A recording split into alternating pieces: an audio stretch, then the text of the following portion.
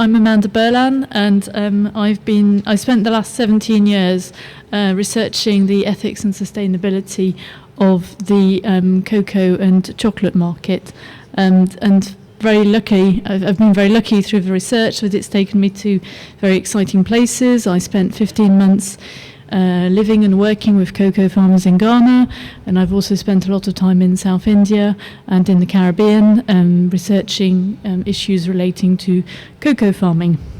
And this has also led to a lot of interaction with the private sector and chocolate companies in particular and Western consumers, and I'll tell you a bit more about that in a moment. So yes, I'd like to spend the next 10 minutes reflecting on some of my findings and why applied research is important. Ethics and sustainability in the chocolate industry are obviously really hot topics, and people very often ask me, is fair trade really helping? Is it true that there's child labour? And a lot of people also ask me, which is the most ethical chocolate company? So on the basis of my research, I would like to share 3 things with you. Child labour remains a problem in the global chocolate industry, but ironically it's not because business isn't interested in solving the problem, because I can assure you if they could get the problem to go away tomorrow, then they certainly would.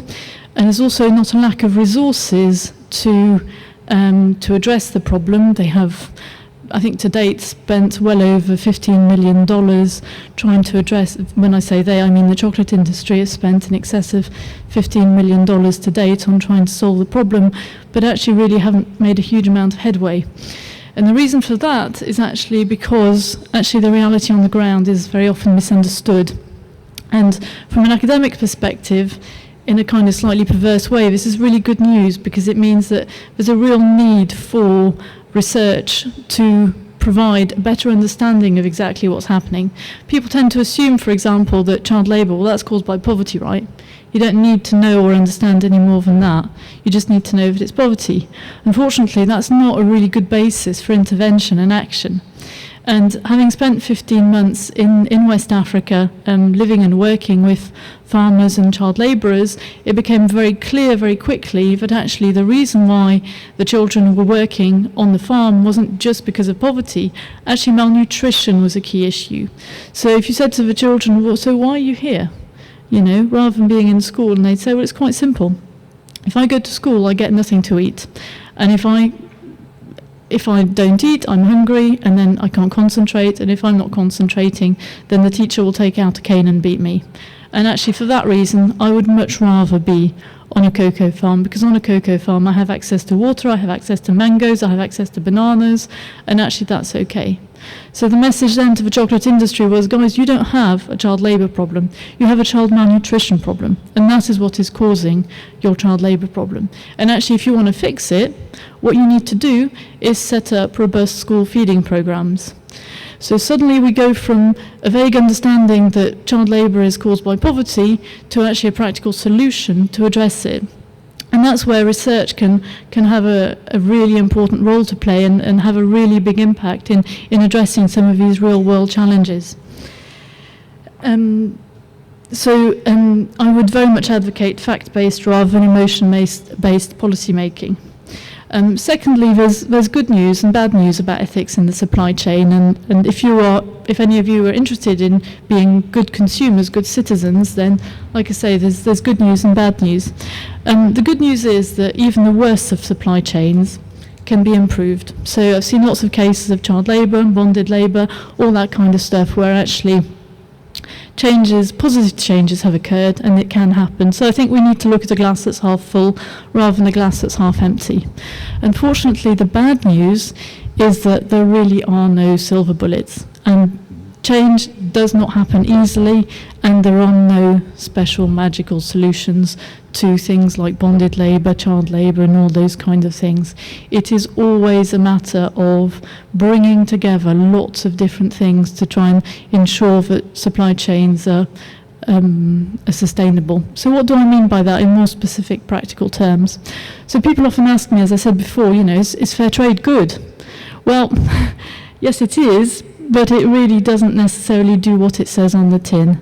So having spent an awful lot of time now over the course of the last 17 years working with farmers, it's perfectly obvious that fair trade does make some positive changes. It does reduce corruption. It does boost participatory democracy, and it is good for the rights of women. But those aren't the sort of things that as consumers we're typically promised when we look at fair trade advertising campaigns. The sort of things we often hear are, you know, if you buy this, the farmers will get a better income. Actually, in the case of cocoa, that's not the case.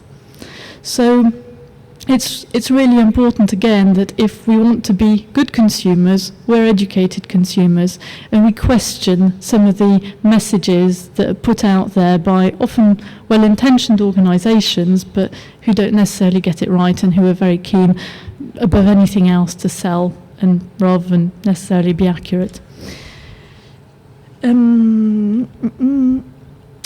So finally, I would also like to advocate that we broaden our definition of what ethical might look like, at least in the case of chocolate. So again, there's been a lot of focus, as I said before, on fair trade, on child labour and all those kind of things. And that's okay. I'm not denying the fact that had consumers and pressure groups not put a lot of pressure on the chocolate industry, they certainly wouldn't have spent $15 million and probably more on trying to solve a problem. But we do need to, if we are going to be serious about being good citizens, good consumers, we need to think a little bit more about what an ethical bar of chocolate could look like. So my current project is looking at waste throughout the supply chain and looking at all the waste that's produced from the moment when the cocoa bean is on the farm until the moment when the chocolate consumer disposes of the wrapper.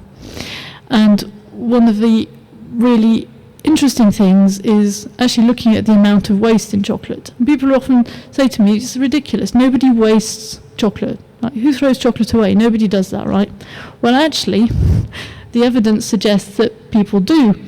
And that's certainly not the biggest point of waste in the supply chain, but it is certainly something that needs to be considered, because in this country, at particular times of year, such as Christmas and Easter, actually we tend to over-consume, over-gift chocolate, especially in families.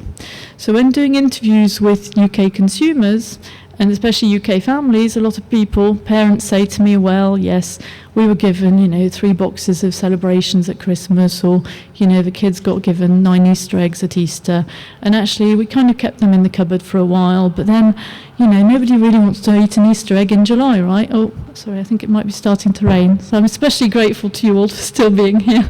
I'll understand if you feel you have to leave. There's a spare blanket there if anyone's interested. Anyway, back to chocolate and Easter eggs. So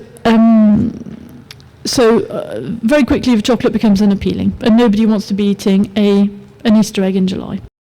That's okay, except in order to produce 100 grams of chocolate, in order to produce the cocoa beans for 100 grams of chocolate, it takes 1,700 litres of water.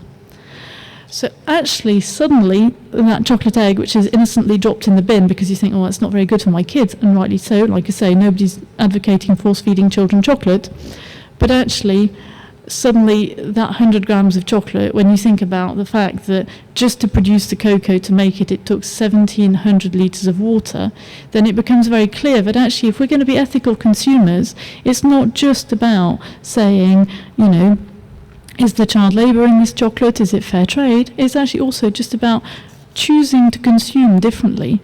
Do we need to be buying and exchanging chocolate in the way we do? Are there implications for other products that we buy and consume? So yeah, I just wanted to get you to think a little bit more broadly about what ethics means in that sense.